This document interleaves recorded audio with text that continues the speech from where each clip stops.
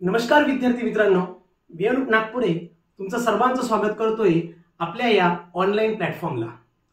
मित्रांनो, assistant town प्लॅनरचा class आपण already announce केलेला आहे आणि त्या संदर्भातला हा पुन्हा एक इंट्रोडक्टरी व्हिडिओ। ऑलरेडी आपण क्लासचं अनाउन्समेंट केलं होतं आणि त्याच्या संदर्भातले लाईव्ह क्लासेस हे उद्यापासून चालू होत आहे। मित्रांनो, बऱ्याचशा लोकांच्या इन्क्वायरी झाल्या, ऍडमिशन झालेले आहेत, तरीही हा एक इंट्रोडक्टरी व्हिडिओ त्यांच्यासाठी ज्या लोकांना अजूनही परफेक्ट अवेअरनेस नाही आहे किंवा परफेक्ट एटीपी बद्दलची जी माहिती आहे ती नाही आहे, त्यांच्यासाठी हा स्पेशल व्हिडिओ।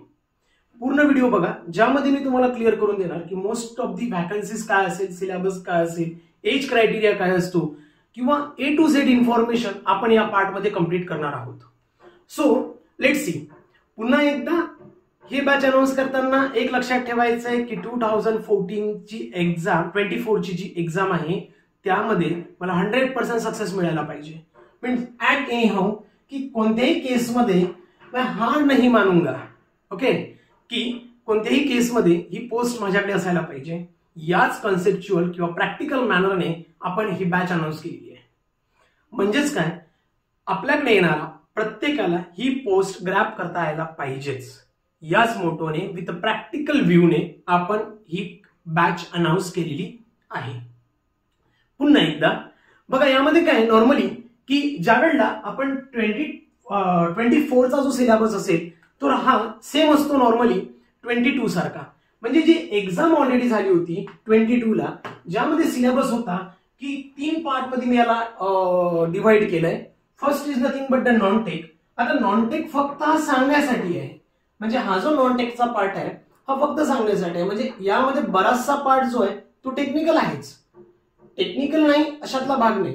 थोडाफार जर का सोडला, जसं RTI, RTS आणि 2-4 अजून गोष्टी ज्या आहेत त्या जर का तुम्ही सोडल्या, तर मोस्ट ऑफ द पार्ट हा नॉन टेक सोडून, म्हणजे जोर का थोडा सोडला तर सगळा टेक्निकल पार्ट आहे।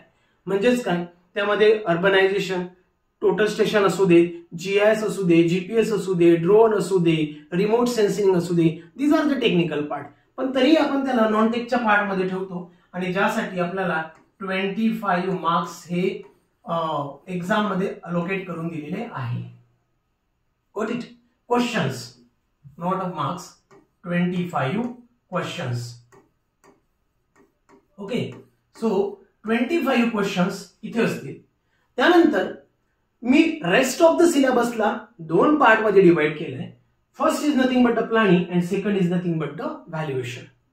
प्लॅनिंग मध्ये मग ऍक्ट्स, रूल्स ह्या सगळ्या गोष्टी इथे येतील आणि व्हॅल्युएशन्स मध्ये नॉर्मली UDCPR आणि valuation, methods of valuation, Parry's table आणि लास्ट ASR हा जो पार्ट आहे हा व्हॅल्युएशन मध्ये येतो। म्हणजेच काय, या 2 पार्ट्स मिळून जर का तुम्ही बघितलं तर नॉर्मली 75 क्वेश्चन्स यावर असेल। आता जो आपण हा पार्ट जो डिवाइड केलाय प्लॅनिंग आणि व्हॅल्युएशन मध्ये, याच्या संदर्भात याचा rest of the syllabus properly प्रत्येक गोष्ट बीट वाईज मी पुन्हा पुढच्या काही व्हिडिओज मध्ये एक्सप्लेन करणार आहेतच। बट त्याआधी फक्त एवढं लक्षात ठेवायचंय की आपल्याला नॉन टेक, प्लॅनिंग आणि व्हॅल्युएशन एवढ्या पार्ट मध्ये हा पूर्ण सिलेबस कंप्लीट करायचा आहे। लक्षात राहील? बघा, पुन्हा एकदा रिपीट करतोय, नॉन टेकचा जो पार्ट आहे हा थोडा पार्ट आहे जो नॉन टेक मध्ये येतो, त्यामधला सुद्धा रेस्ट खूप जास्त पार्ट हा टेक्निकल मध्ये येतो, पण तरी आपण त्याला नॉन टेकचे एक लेबल लावतो, ज्यामध्ये RTI, RTS आणि 2-4 गोष्टी अजून सोडल्या तर रेस्ट ऑफ द सिलेबस हा टेक्निकलच आहे। ओके, मग काय, तरी पण आपण त्याला एक लेबल लावलाय नॉन टेकचं। त्यानंतर प्लॅनिंगचा जो काही पार्ट आहे ज्यामध्ये ऍक्ट्स, रूल, अमेंडमेंट ऍक्ट्स असतील, सगळे ऍक्ट्स, कॉर्पोरेशन ऍक्ट किंवा म्युनिसिपल कॉर्पोरेशन काउन्सिल हे सगळे ऍक्ट जे आहेत, MRTP ऍक्ट असू देत, हे सगळे आपण प्लॅनिंगच्या पार्ट मध्ये स्टडी करणार। आणि मग व्हॅल्युएशन मध्ये काय, तर व्हॅल्युएशन मध्ये डेफिनेशन्स असतील, त्यानंतर मेथड्स ऑफ व्हॅल्युएशन असतील, त्यानंतर त्याच्यावरचे न्यूमेरिकल्स असतील, अॅन्युअल स्टेटमेंट रेट्स असतील, त्यानंतर UDCPR सुद्धा आपण व्हॅल्युएशनच्याच बेसिसवर स्टडी करणार आहोत। ओके, सो अशा पद्धतीने हा पूर्ण सिलेबस मी 3 पार्ट मध्ये डिवाइड केलेला आहे। ओके, सिंपल आहे, खूप सिंपल आहे। त्यानंतर एक्झाम जी आहे मित्रांनो, बघा एक्झाम कशा होत्या की 2012 ला फर्स्ट टाइम ही एक्झाम अनाऊन्स केली होती, ज्या वेळेला बऱ्याचशा लोकांना स्टुडंट्सला माहीतच नव्हतं की ही एक्झाम सिव्हिल वाल्यांसाठी होती. किंवा 2018 ला पण सेम कन्सेप्च्युअल कंडिशन होती की इथे पण बऱ्याचशा स्टुडंट्सला माहीतच नव्हतं किंवा ते लोक अवेअर नव्हते की ही 2000 ची एक्झाम सिव्हिल, आर्किटेक्ट किंवा urban, rural, planner, construction technology यांच्यासाठी असते, हे बरेचशा लोकांना माहित नव्हतं. मग काय 2012 नंतर ऑलमोस्ट 4 वर्ष म्हणजे 6 वर्षाच्या गॅपने ही 2018 ची बॅच अनाऊन्स करण्यात 2018 ची एक्झाम आली, ज्यामध्ये 172 पोस्ट होत्या 172 पोस्ट होत्या आणि ही एक्झाम 9 जून 2018 ला घेण्यात आली होती.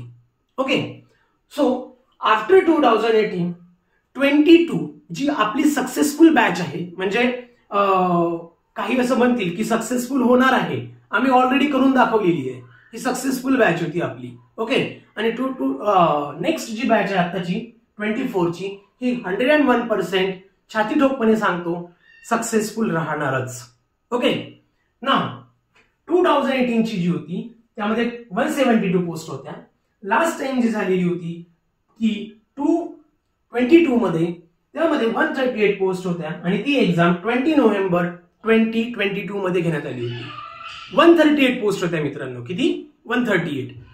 आता अपेक्षित काय आहे आपल्याला 2024 मध्ये, आता अपेक्षित आहे जी ऍड आपल्याकडे येतील किंवा अपेक्षित आहे येणे, त्या ऍड मध्ये जी काही पोस्टिंगचा जो क्रायटेरिया आहे हा नॉर्मली 160 to 172 पोस्ट मध्ये असेल, किंवा मी असं म्हणेन 162 पेक्षा पण थोडं क्लिअर करायचा प्रयत्न करतो एक पिक्चर, 165 to 172 च्या मधात असेल. ओके, याही पेक्षा क्लिअर करून सांगतोय की यामध्ये पोस्टिंग जे आहे ह्या 162 किंवा 165 to 172 च्याच मधात असेल. ओके, ऍक्च्युली रिक्वायरमेंट खूप जास्त होती 190 to 191 ची, पण त्यामध्ये 165 to 172 पोस्ट या तुम्हाला व्हॅकन्सीज दाखवल्या जातील येणाऱ्या ऍड मध्ये. ओके, त्यासाठी म्हणजेच काय, लास्ट टाइम बऱ्याचशा लोकांमध्ये अवेअरनेस होतं, भरपूर जास्त लोक या एक्झामसाठी अपियर होते, म्हणजे 70,000 समथिंग फॉर्म आले होते. म्हणजेच काय 138 पोस्ट साठी, म्हणजे आता अवेअरनेस बरंचसं वाढलं.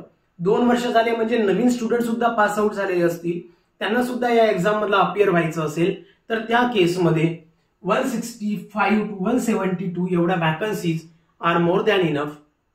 आणि हे सगळ्यात महत्वाचं आहे.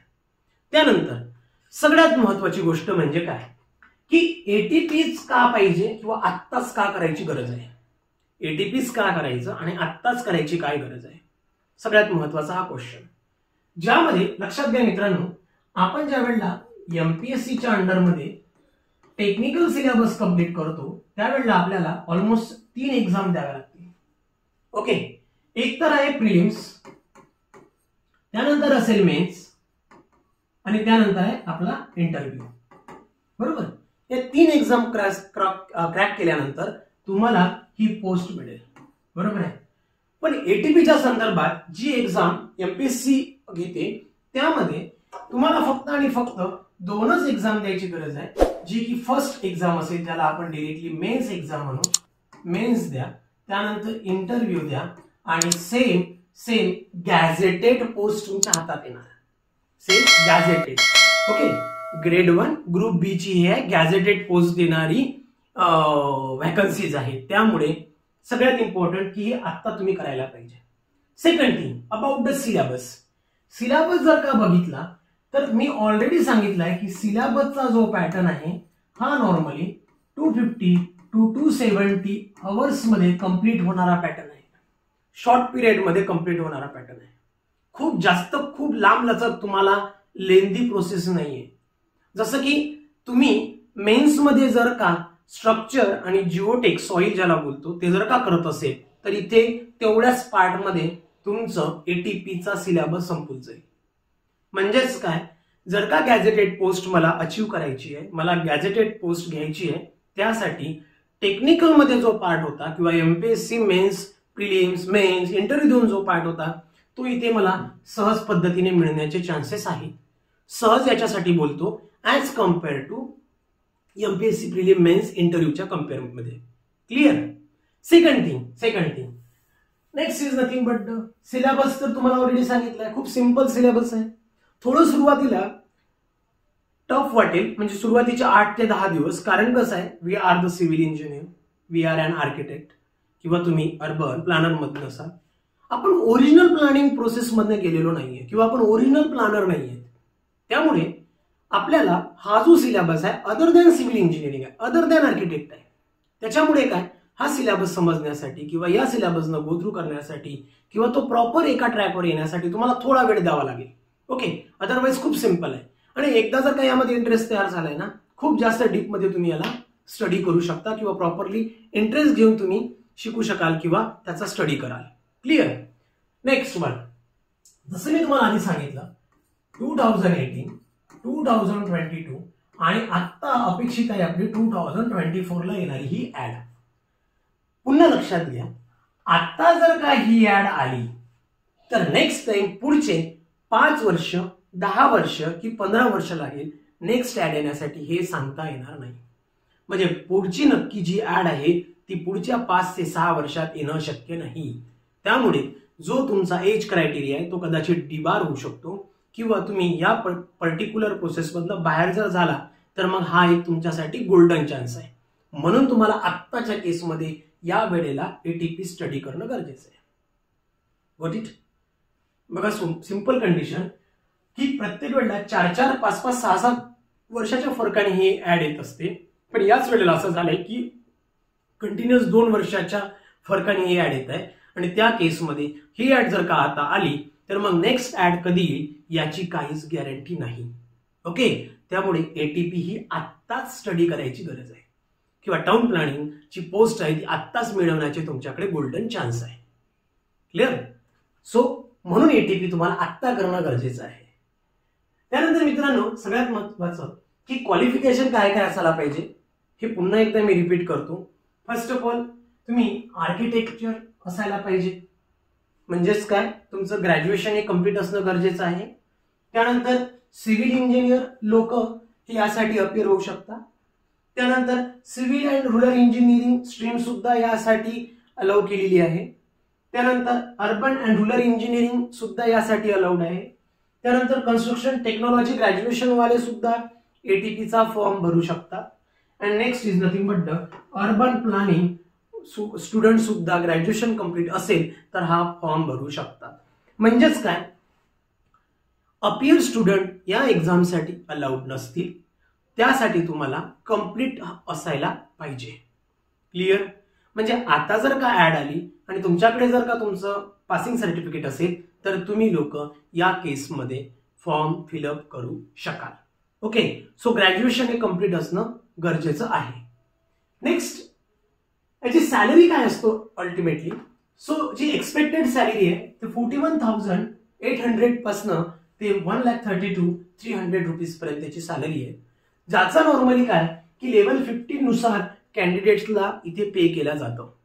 म्हणजे जी पोस्ट सिंपल सिलेबस स्टडी करून मिळत आहे, सॅलरी चांगली आहे, गॅझेटेड पोस्ट आहे, त्यामुळे मला तरी वाटतं की हा लास्ट किंवा गोल्डन चान्स आहे, हा कोणीही मिस करायला नको. Clear? Now next is nothing but the age criteria.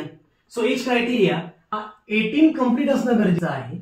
18 complete असणं गरजेचं आहे आणि रिलॅक्सेशनच्या केसमध्ये हा 38 इयर पर्यंत तुम्ही हा फॉर्म फिलअप करू शकता. मीन्स 18 कंप्लीट 38 इयर पर्यंत तुमचं एज क्रायटेरिया इथे तुम्ही दाखवलेला आहे. लक्षात येईल. तसा तर हा 35-33 असतो, पण एज रिलॅक्सेशनच्या केसमध्ये हा 38 पर्यंत वाढवलेला जातो. त्यामुळे अप टू द 38 पर्यंतचे स्टुडंट्स किंवा जे लोक इच्छुक आहेत एटीपी करण्यासाठी ते लोक हा फॉर्म भरू शकतील. त्या लोकांनी स्टडी चालू केला तर हरकत नाही. Okay, next is nothing but the आपण ऑलरेडी एक बॅच अनाऊन्स केलेली आहे. ज्या विद्यार्थ्यांना ही बॅच जॉईन करायची असेल, उद्यापासून आपले लाईव्ह क्लासेस चालू होत आहे.